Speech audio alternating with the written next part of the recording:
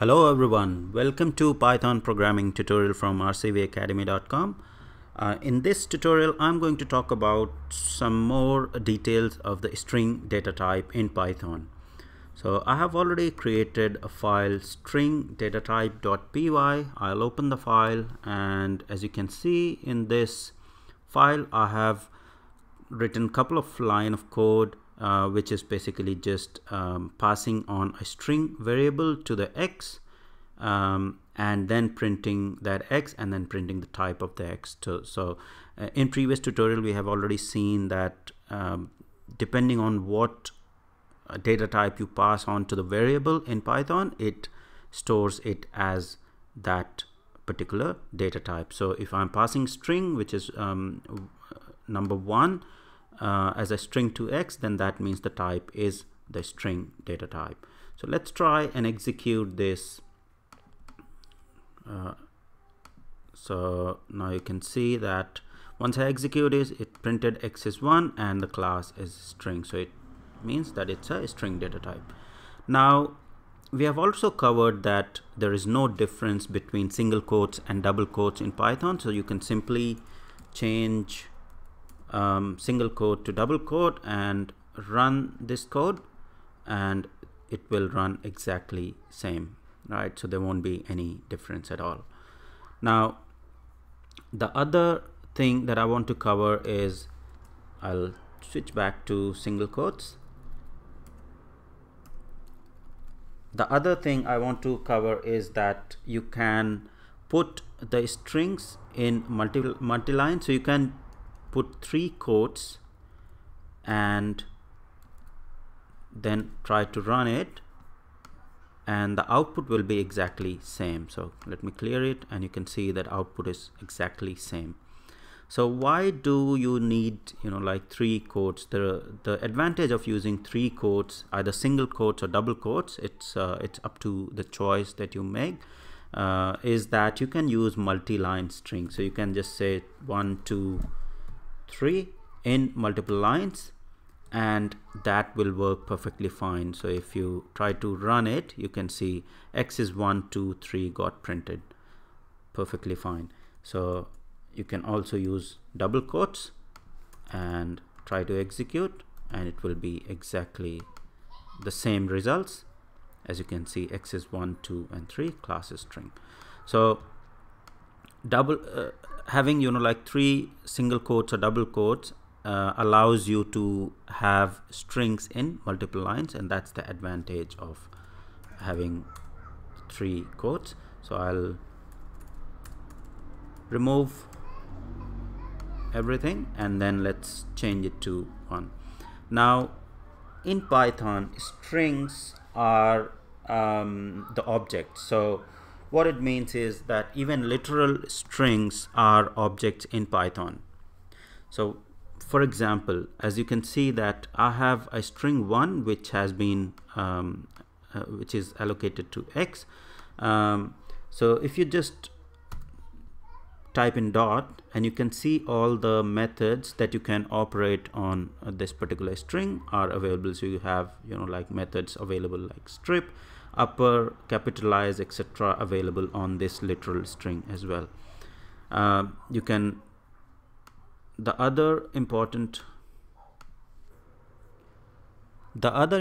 thing to remember in strings is you can also use the arguments. So you can just say 1, you can use these arguments and then you can say you can call the format method and say 2, 3, and you can pass on these arguments in there and these will be perfectly, if you try to execute it and run it, you can see x is 1, 2, 3 got printed, right? So these are the positional arguments here. So depending on what you pass on here, so this first value of 2 gets placed here and the second value 3 gets placed here, right? So these are the positional argument. You can also provide the position. So for example, you want to get 3 printed first, so you can say 1 and 0 and then save and run the code again, and you can see X is 1, 3 and 2 got printed. The other important operation that you can do is you can specify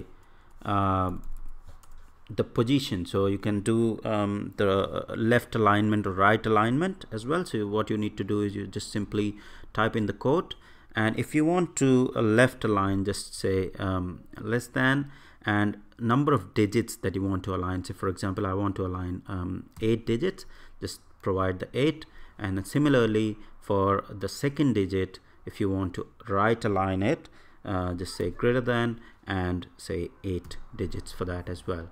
Now if you try to execute this, just save and execute it, and now you can see that X is 1 and there are a couple of spaces aligned, and then for same thing for the 3. So to make it clear, what I'll do is I'll just put double quotes for these arguments, and as you can see, you can use double quotes within single quotes and single quotes within double quotes without the escape character. So that's why it's not giving any error at the moment. Just save it and try to run it, and now you can see that there are overall 8. This digit is aligned 8, and similarly the other digit 3 is also right aligned.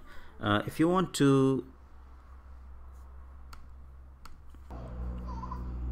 so you can also provide the number or any character if you want to. So for example, if I want to fill all the digits here with 0, I'll just provide 0, or if I want to fill something with a special character, say $, I'll provide that $, here, and just save and run this script. Sorry. So the other important thing to note in these positional argument is these placeholders. So since we are left aligning and right aligning these digits, you can also fill in those alignment digits with zeros if you want. So I'll put zeros in front of the number and save and run this script, and now you can see X is 1, 2 with the number of zeros. So you can see that the total number of digits is 8. So that means it includes the value, or it includes this number that is passed on plus the 7 zeros. Similarly for this other one. So what this means is the remaining blank digits are filled with 0, and then the number that is passed on is filled accordingly. So if you change this number to, you know, like say 4-digit or 5-digit number, and then save the script and run it again, you can see that the number of digits still 8. It doesn't increase the number of digits. It's not the digits after the number, so it includes the number of digits that are there in the passed in number as well. So these are some of the important string functions that you might that you will be using utilizing in further Python programming. Thank you. So these are some of the important string functions, and so these are some of the important Python string functions that will be very useful. So these are some of the important Python string functions that will be really helpful for you in future Python programming. Thank you.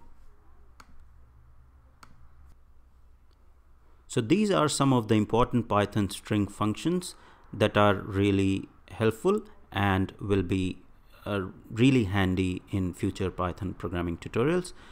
In next tutorial, I'm going to cover some of the key methods that are available for the string data type in Python. Thank you.